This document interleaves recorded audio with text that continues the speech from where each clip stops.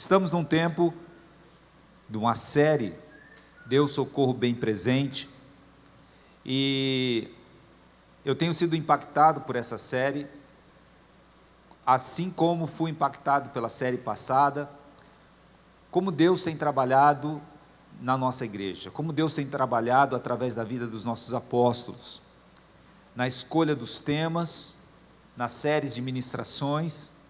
Temos sido muito abençoados. Você tem sido abençoado? Amém, glória a Deus. E nós vamos dar continuidade a essa série hoje. Na primeira ministração, o apóstolo nos ministrou a respeito do Salmo 46, mostrando como Deus é o nosso refúgio, fortaleza e socorro bem presente no dia da angústia.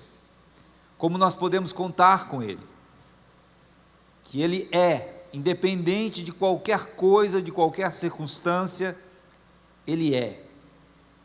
Ele é o Shaddai, Ele é o Todo-Poderoso, Ele é Shalom, Ele é a nossa paz, a nossa prosperidade, Ele é Jeová Nissi, a nossa bandeira, o nosso baluarte, o nosso estandarte, a nossa identidade. Ele é Jeová Jiré, a nossa provisão, a nossa proteção. Ele é Jeová Rafá, a nossa saúde, a nossa cura, a nossa estabilidade física e emocional. Então Deus é, e por isso que nós não somos abalados, porque confiamos nessa autoridade, nessa majestade do nosso Deus. Em sequência, o nosso apóstolo ministrou a respeito de vivermos em gratidão, que a gratidão é a chave de acesso. Ele utilizou o Salmo 107, versículo 1, que diz: rendei graças ao Senhor, tributai a Ele ações de graça. E quando a Bíblia fala rendei graças, significa dizer que nós temos que dar graças, nós temos que agradecer, nós temos que ser gratos a Ele. E a gratidão é uma chave de acesso ao coração de Deus. E da mesma forma, a gratidão se torna também, na nossa convivência, uma chave de acesso ao coração das pessoas. É a gratidão. Depois nós fomos ministrados a respeito de ter a gratidão permanente, ou seja, a gratidão sempre, independente das circunstâncias. Independente das circunstâncias. E ele trouxe a nós o texto de Jó, como Jó se colocou diante de Deus, diante das circunstâncias adversas, diante de um momento de crise, de um momento crítico. Qual foi o sentimento, qual foi a expressão do coração de Jó?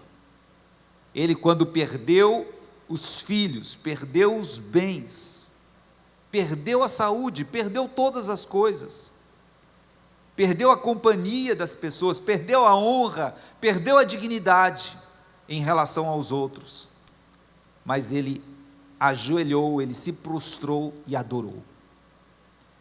Essa atitude de Jó alegrou o coração de Deus. Deus não estava alegre porque Jó estava sofrendo, havia um propósito maior de Deus na vida de Jó.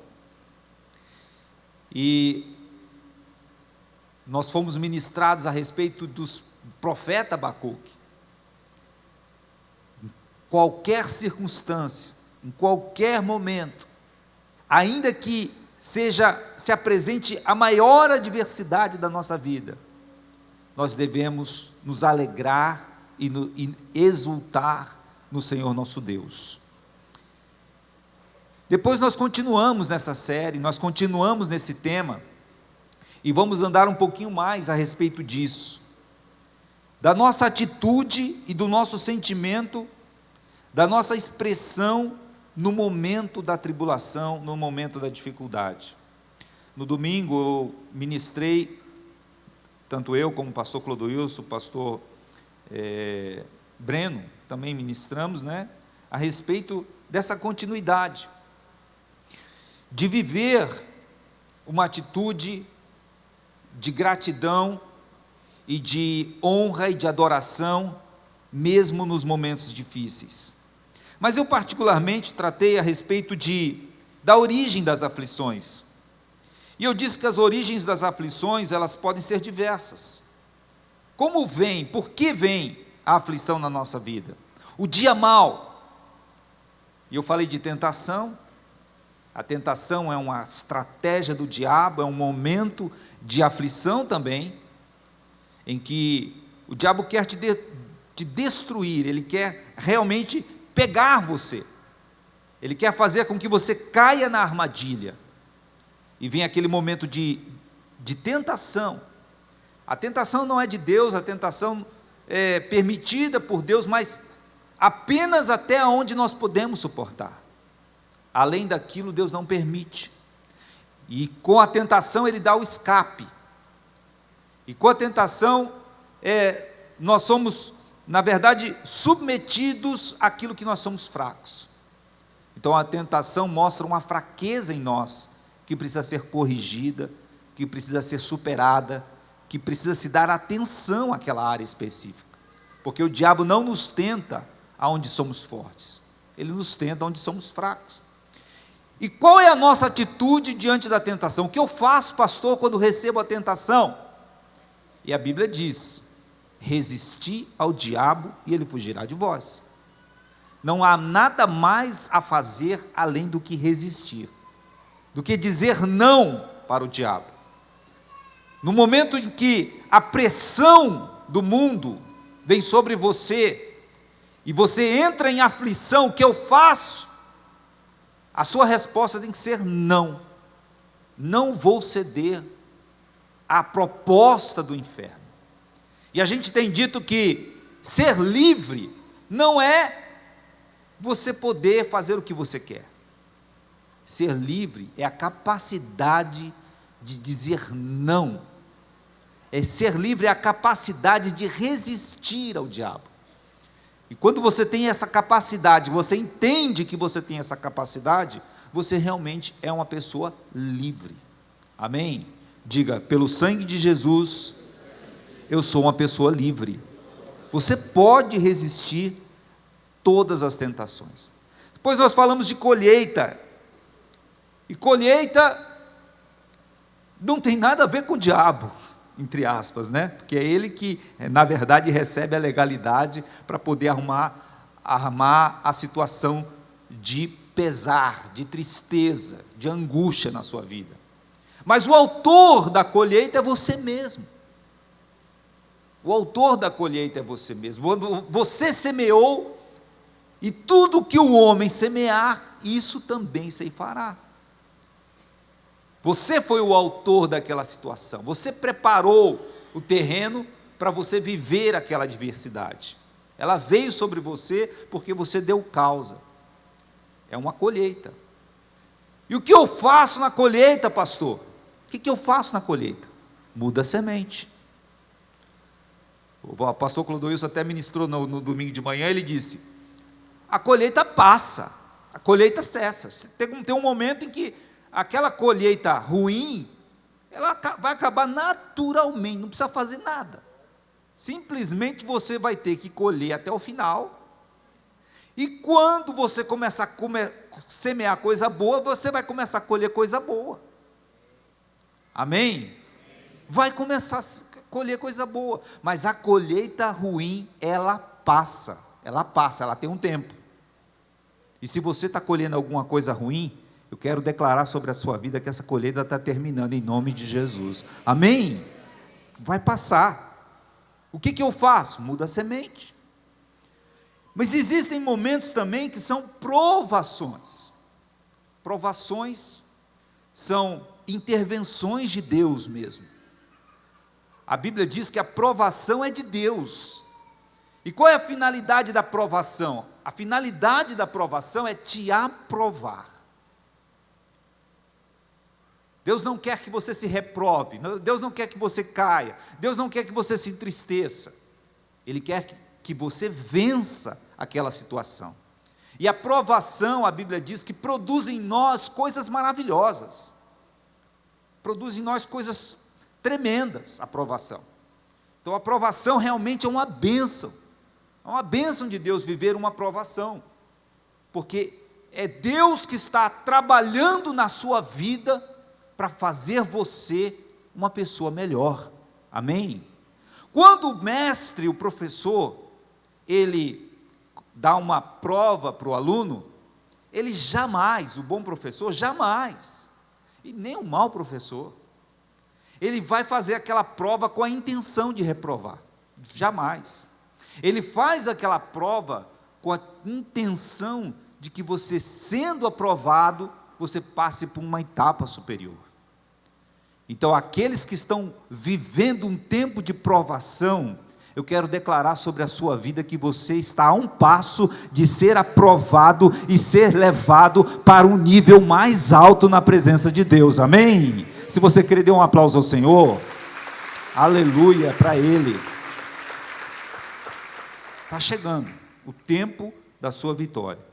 Depois eu disse a respeito de tribulações, e tribulações aqui eu coloco como uma situação que não tem nada a ver com pecado, não tem nada a ver com provação, não tem nada a ver especificamente com uma colheita, são realmente situações extraordinárias, situações que você nem sequer entende porque você está passando por aquilo, você não consegue nem entender, meu Deus, por que eu estou passando essa situação? Foge ao teu âmbito de entendimento, a compreensão do teu raciocínio, a tua alma não consegue entender o que está acontecendo, é o momento da tribulação. Toda tribulação tem um propósito divino, muitas vezes nós vamos entender esse propósito, e algumas vezes nós jamais vamos entender esse propósito. Há coisas que acontecem na nossa vida, a perda de um parente, de um ente querido, de uma situação, uma demolição de uma casa, um acidente trágico, tem coisas que a gente jamais vai entender, jamais, que realmente não está ligado a nenhum tipo dessas causas anteriores que eu falei, é claro, né? Mas há situações que são tribulações, que há um propósito oculto, mas existe um propósito, que não está revelado sobre a sua vida, mas há um propósito divino, e é justamente essa situação que se encontrava Jó. Ele não deu causa, ele não tinha pecado, ele não estava sendo provado, ele simplesmente estava no meio de uma discussão entre Deus e o diabo, e Deus falou: eu vou mostrar para você, Satanás, que Jó, ele é fiel sim, e Jó não sabia nada disso, e aí ele enfrentou toda aquela situação, ele não entendeu, houve momentos em que ele expressou diante de Deus, até um certo sentimento de indignação, por estar passando por aquilo, e Deus não achou aquilo ruim, porque Deus sabia, falou, olha, eu estou colocando ele na pressão máxima, e eu entendo ele, eu aceito, e são nesses momentos de tribulação, que nós perguntamos, o que fazer? O que fazer? Então na tentação a gente foge, na colheita a gente muda a semente, na provação, a gente passa pela prova, fazendo a coisa certa, e na tribulação, o que eu faço? Quando eu não entendo, eu não sei por que eu estou passando isso, a resposta é o que Jó fez, se prostrar e adorar, não tem uma outra alternativa para nós, não adianta você ficar correndo para baixo, para cima, tentando buscar a solução, buscar alguém que te dê a orientação, a luz, o entendimento, o que eu vou fazer? A única coisa que você pode fazer, quando essas situações incompreensíveis vêm sobre a sua vida, é adorar, é entrar na presença de Deus e ficar adorando. Não é fácil, querido, Não é fácil você adorar no meio da tribulação, não é fácil você adorar diante das dificuldades, diante das pressões graves na nossa vida, mas o verdadeiro adorador é aquele que adora em espírito e em verdade, é aquele que adora independente das circunstâncias, é aquele que, independente do que ele está vivendo, ele vai se manifestar em adoração diante de Deus. Amém? O Salmo 46, eu quero abrir aí, por favor, coloque na tela o Salmo 46, versículo 1. Ele fala de adoração. Por quê? Porque eu faço uma distinção entre louvor e adoração. O que é louvor? Louvor é dizer o que Deus fez.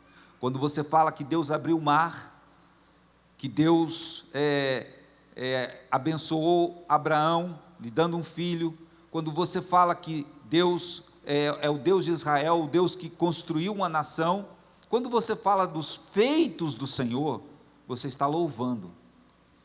E adoração, o que é adoração? Adoração é quando você fala dos atributos de Deus. Quando você entra na presença dEle e começa a manifestar a sua expressão de honra pelos atributos de Deus, pelo que Deus é. Coloca aqui na tela para mim, não tem não? Está sem conexão, então eu vou acompanhar aqui. Quando você fala o que Deus é, então você está adorando. Então todas as vezes que você se expressa, Senhor, Tu és amor, Tu és bondade, Tu és benignidade, Tu és o meu refúgio, Tu és, quando você expressa o que Deus é, você está realmente adorando. O Salmo 46 é um salmo de adoração. E a adoração, ela se manifesta em qualquer circunstância, como diz aqui o Salmo 46. Ele diz assim: Deus é o nosso refúgio, Ele é a nossa fortaleza, Ele é o nosso socorro bem presente na angústia. Atributos de Deus, qualidades de Deus, que você reconhece na sua vida. Isso é adoração. Mas adoração quando? Em qualquer circunstância. Versículo 2. Portanto, não temeremos, ainda que, aí começa o ainda que. O ainda que são as adversidades. O ainda que são os momentos difíceis. Ele é ainda que, ou seja, você vai adorar e vai continuar adorando nos momentos mais difíceis da sua vida. Você vai adorar, porque é pela adoração que esses momentos difíceis vão passar. Amém? Ainda que a terra se mude, ainda que os montes se transportem para o meio dos mares. Imagine um monte sendo demolido, caindo no meio do mar. Há uns tempos desses nós tivemos um vulcão, que explodiu e causou um tsunami. O monte simplesmente desapareceu. Ele foi, e aquilo gerou ondas que invadiram. Imagine uma pessoa olhando aquilo, situação, o terror, uma situação realmente apavorante. Ainda que, versículo 3, as águas rujam e se perturbem, ainda que os montes se abalem pela sua braveza.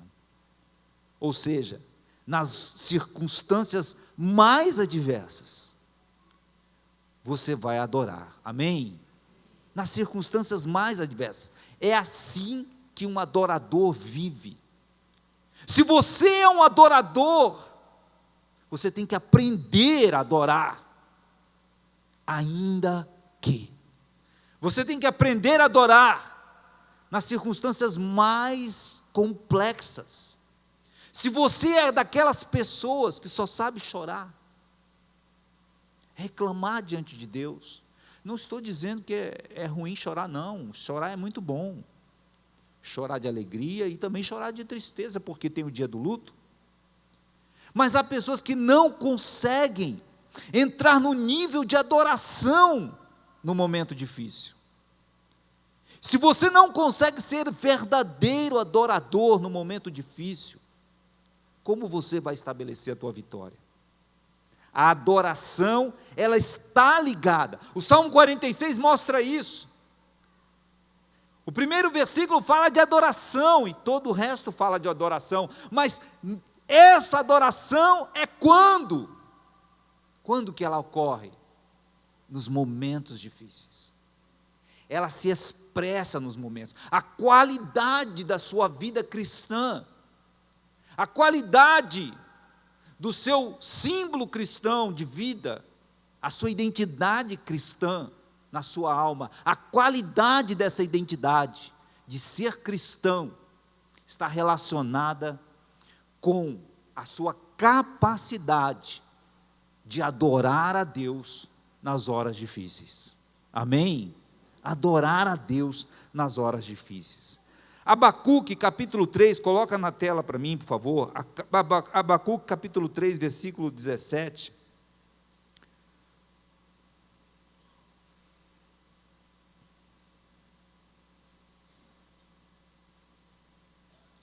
Abacuque, capítulo 3, versículo 17.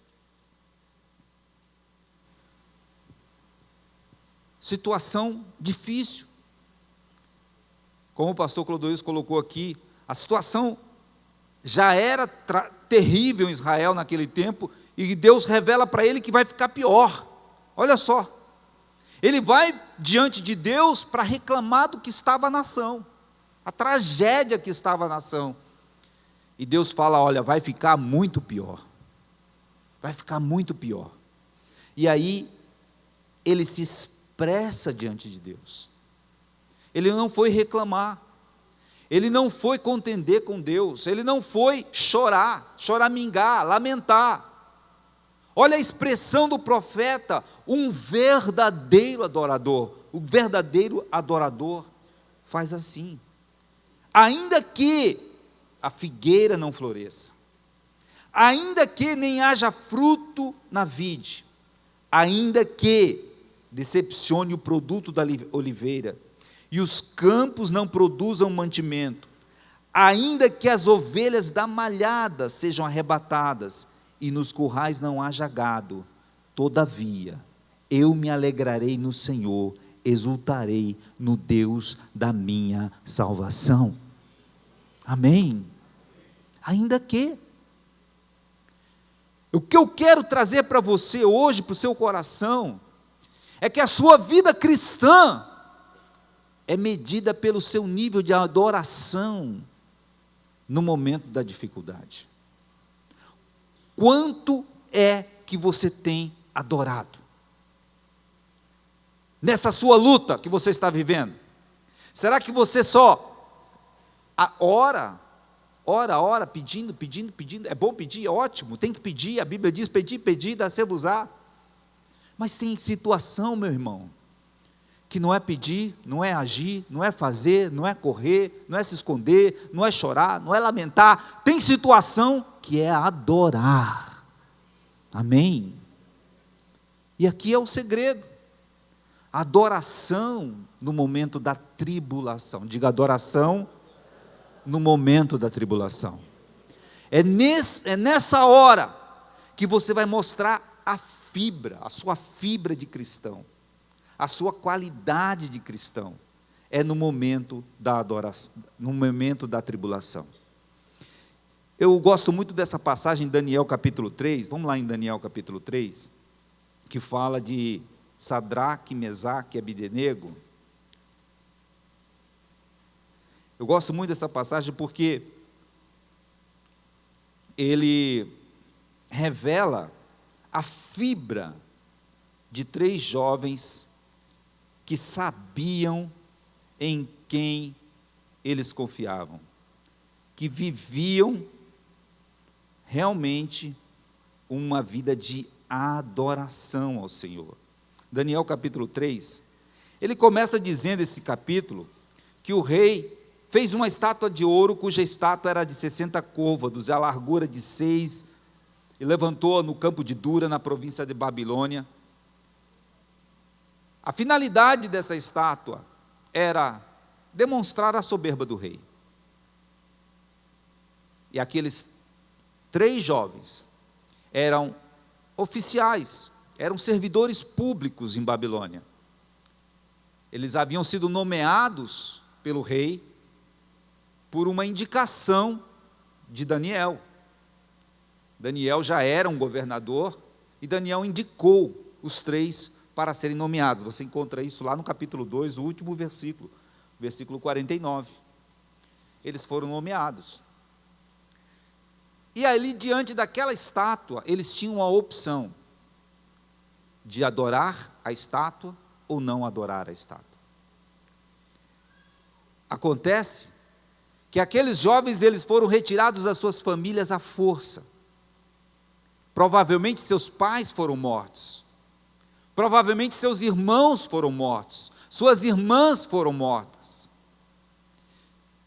Quando havia uma captura de uma cidade, eles preservavam os jovens mais robustos, aqueles que demonstravam maior capacidade de superação de dificuldades, porque eles queriam aculturar aquelas pessoas e usá-las no plano de expansão da Babilônia.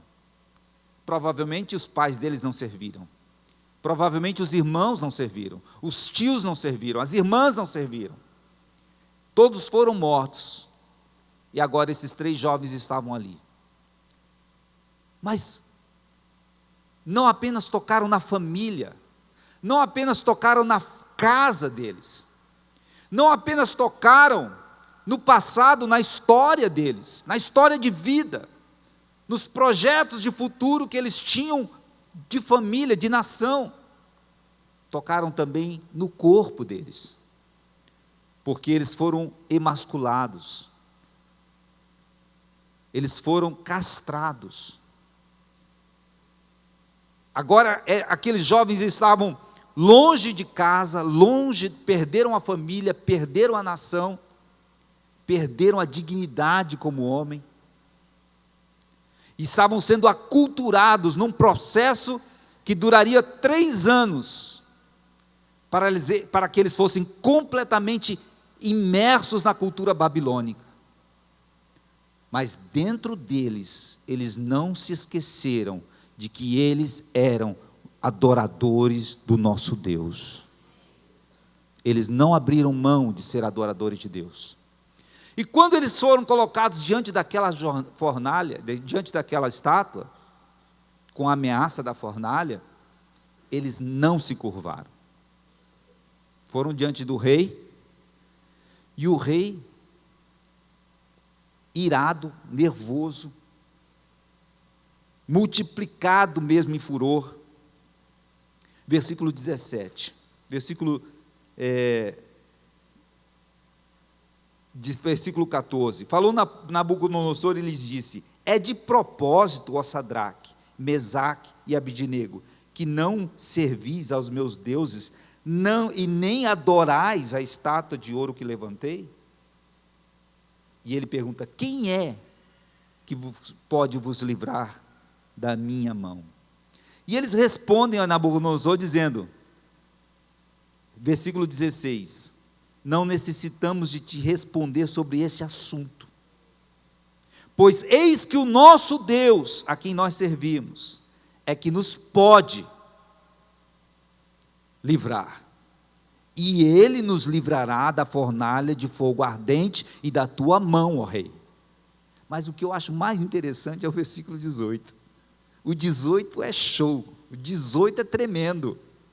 Ele diz: e se não, fica sabendo, ó rei, que não serviremos aos teus deuses, nem adoraremos a estátua de ouro que levantaste. Olha, Deus pode me livrar, Deus vai me livrar, mas se não livrar, eu só adoro meu Deus. Aleluia, dê um aplauso a Ele. Aleluia. Ainda que Ele não me livre, ainda que eu tenha que enfrentar a fornalha, ainda que eu tenha que enfrentar a tua ira, Nabucodonosor, ainda que eu não adorarei outro Deus. Eles eram adoradores de Deus, adoradores do Senhor, e não abriam mão dessa condição, adoradores de Deus, independente das circunstâncias. Diga, independente das circunstâncias, eu serei um adorador. Amém? É interessante que Sadraque, Mesaque e Abdenego foram nomes que eles foram forçados a ter, mas o nome deles eram Ananias, Misael e Azarias. E sabe o que significa Ananias? Adoração. Os 3 nomes significam adoração, porque Ananias significa Deus é misericordioso. Aleluia.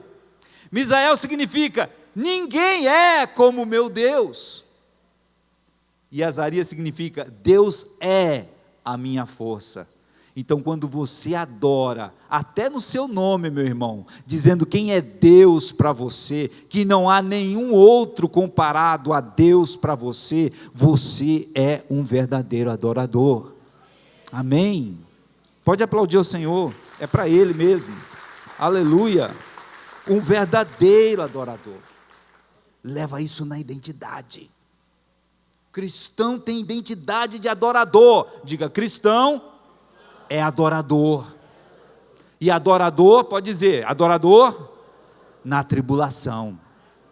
Adorar quando está na igreja e está tudo lindo é muito gostoso, meu irmão. E faça isso mesmo. Aproveite mesmo. Curta os seus tempos de refrigério, de bonança. Adore com força. Mas adore com força também, diante das circunstâncias adversas. Amém? Adore também. Vamos lá voltar para Jó, capítulo 5, versículos 19 a 27, que diz aqui, já estou encerrando, tá? Só mais um texto aqui. Jó, capítulo 5, versículo 27, versículo 19, diz aqui: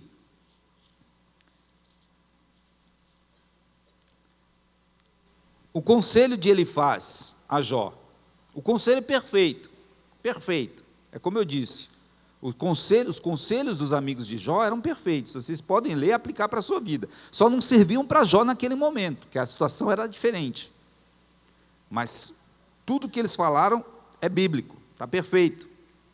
Olha só, versículo 19, em 6 angústias, ele dizendo para Jó, como que Deus age? Em 6 angústias te livrará, e na 7ª o mal não te tocará. Você está com qual versão aí? Essa mesmo, né? A CF, isso. Na 7ª o mal não te tocará, na fome te livrará da morte, na guerra da violência da espada, do açoite da língua estarás encoberto, não temerás a assolação quando vier, da assolação e da fome te rirás, e os animais da terra não temerás, porque até com as pedras do campo terás o teu acordo, e as feras do campo lhe serão pacíficas contigo, e saberás que a tua tenda está em paz, e a visitarás na tua habitação, e não, aqui fala pecarás, aí também está usando pecarás? Tá, mas a tradução correta é nada faltará. Nada faltará, e nada faltará. Também saberás que se multiplicará a tua descendência, e a tua posteridade como a erva da terra. Na velhice irás à sepultura, como se recolhe o feixe de trigo a seu tempo. Eis que isto já o havemos inquirido, e assim é. Ouve e medita nisto para o teu bem. Aqui esse texto fala de 5 aflições, de 6 aflições, e a 7ª aflição. Onde estão as 6 aflições aqui desse texto? Primeira aflição, a fome, versículo 20. Na fome te livrará da morte. A fome fala de situação financeira difícil. E ele vai te livrar da situação financeira difícil? Não, ele vai te livrar na situação financeira difícil. Mas ele te garante o quê? Que quando você estiver nessa condição, você não vai sucumbir. Você não vai ser abandonado. Você não vai ser o teu fim. Você não vai expirar, não vai ser a sua morte. Não vai acabar tudo para você. Se você está passando por essa situação, uma situação financeira difícil, fique sabendo, meu irmão, o que Deus está dizendo é: você não vai perecer, Ele vai cuidar de você. Amém? Segunda aflição, ele diz: na guerra te livrará da violência da espada. A guerra são os conflitos pessoais que você talvez esteja enfrentando. Talvez você esteja numa guerra no trabalho, talvez você esteja numa guerra em família, talvez realmente pessoas se levantaram contra você. Mas fique sabendo, essa guerra vai passar e você não será atingido. Essa é a promessa de Deus. Ele não vai te livrar da fome, Ele não vai te livrar da guerra. Ele vai te livrar na fome, Ele vai te livrar na guerra. Amém? Há situações que às vezes Ele nos livra da, e muitas vezes Ele nos livra na. Amém? Terceira situação, versículos 21, açoite da língua. O açoite da língua são as difamações, as injúrias, as intrigas, as mentiras que podem ter lançado contra você, que estão te abatendo, que estão te entristecendo, que estão realmente colocando você para baixo, te deprimindo. Mas ele diz: Ele vai te proteger, Ele vai te guardar. Essas mentiras, essas fofocas, essas intrigas serão canceladas na sua vida em nome de Jesus. Amém? Toda língua que se levantar em juízo contra você, Deus vai repreender. Amém? É isso na sua vida. Você recebe? Diga: eu recebo. Quarta aflição, a assolação, versículo 21, não temerás a assolação quando vier, da assolação da fome te rirás. A assolação são os desastres naturais e as epidemias. Você não precisa temer isso. Não precisa temer que vai ter um tsunami que vai invadir, não precisa temer que vai ter um terremoto, que um cometa vai bater na terra, não precisa temer que a dengue está atacando todo mundo e que está vindo uma doença nova por aí. Pare de entrar nessa paranoia, nessa aflição. Deus vai te guardar no tempo da assolação. Amém? Confia nele, adora ele, adore, confia. Quinta situação de aflição, as feras do campo. As feras do campo serão pacíficas contigo, e saberás que a tua tenda está em paz, e visitarás a tua habitação, e nada faltará, nada dará falta.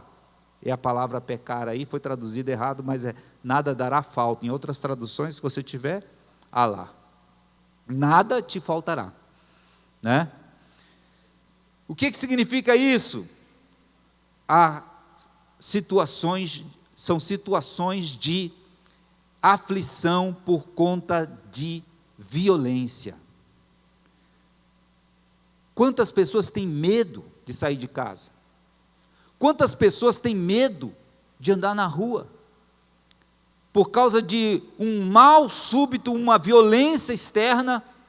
As pedras do campo são o quê? As pedras do campo eram utilizadas nas fundas para abater os animais. Quando não se usava flecha, não se usava espada, não era um soldado, uma pessoa comum do campo, como Davi, usava as pedras do campo.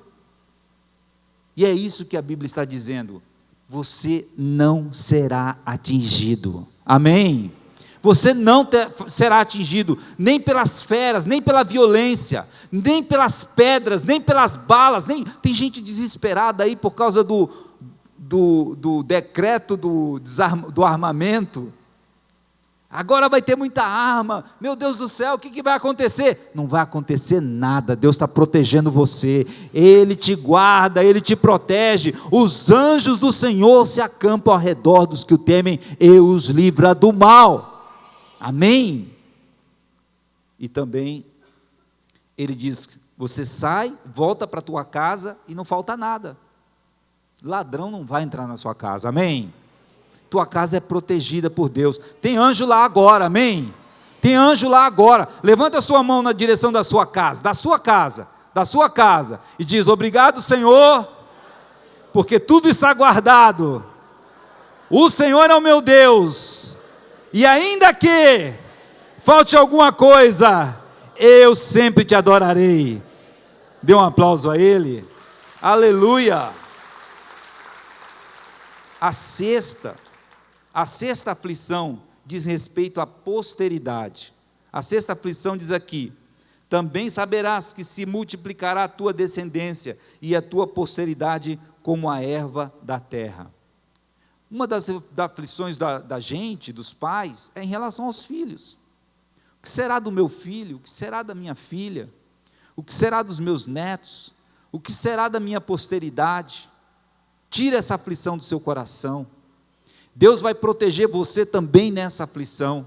Se você está passando um problema com seu filho, um problema com seu neto, fique sabendo, Deus está tomando conta dessa situação. Ele é teu pai, Ele é teu guia, é teu protetor. Ele te livrará dessa aflição, amém? Não se preocupe. Não se preocupe com os seus filhos. Os teus filhos serão uma geração poderosa na terra. Amém? Essa é a promessa para você. Não duvide, talvez seu filho não esteja conosco, talvez teu filho não seja um adorador, mas ele vai ser um adorador em nome de Jesus. Toda a tua casa, você e toda a tua casa, é promessa de Deus para você, amém? Sétima situação, ele diz, na 6, ele vai te livrar, e a sétima ele nem vai te tocar. A sétima nem vai te tocar. E a sétima é o quê? É a incerteza quanto à sua velhice. 26. Na velhice irás para a sepultura, como se recolhe o feixe de trigo a seu tempo.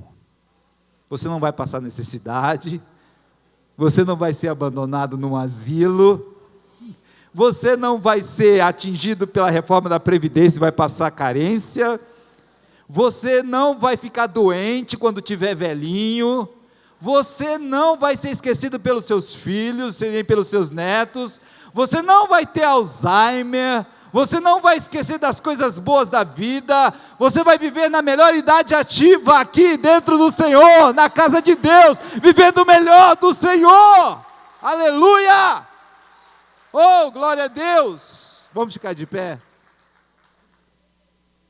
Nem vai te tocar, sétima, aleluia, glória a Deus, adore a Deus. 2 Crônicas capítulo 20, versículo 1 a 20, você vai ver a história do rei Josafá, e eu falei rapidamente aqui no domingo, o rei Josafá, os habitantes dos montes Seir, os amonitas, os moabitas, e também os eumitas, se reuniram para combater Jerusalém. Era uma multidão incontável. Jerusalém não teria condições alguma de vencer aqueles exércitos. E aí um profeta se apresenta diante dele e ele fala: Senhor, como faremos essa situação? E o profeta se levanta e disse: parai, estai quietos e vede o livramento do Senhor. Confia no Senhor vosso Deus, estareis seguros. Crê nos seus profetas e prosperareis. E ele disse: amanhã bem cedo saí-lhes ao encontro. E aí o rei Josafá prepara uma artimanha de guerra toda especial. Ele coloca os levitas, ele coloca os cantores na frente do exército, antes das armas, antes dos escudos, antes das lanças, antes dos flecheiros, antes dos cavaleiros, à frente de tudo, ele coloca os adoradores. Ele coloca os adoradores, e os adoradores saem à guerra pela manhã bem cedo para adorar. E quando eles começam a adorar, a Bíblia diz que quando eles começam a adorar, a Bíblia diz que quando eles começam a adorar, o Senhor pôs emboscadas, e os inimigos começaram a se debater, e foram todos desbaratados, eles se mataram entre si. E quando Israel chegou no campo de batalha, eram só corpos mortos. E ele disse: essa guerra não é sua, essa guerra é de Deus. Eu quero dizer para você, querido, se essa guerra não é sua, se essa guerra é de Deus, parai, estai quietos, entrai em adoração e vede o livramento do Senhor. Amém. É entrar na adoração, é ser um verdadeiro adorador, que vai fazer toda a diferença na sua vida. Vamos adorar.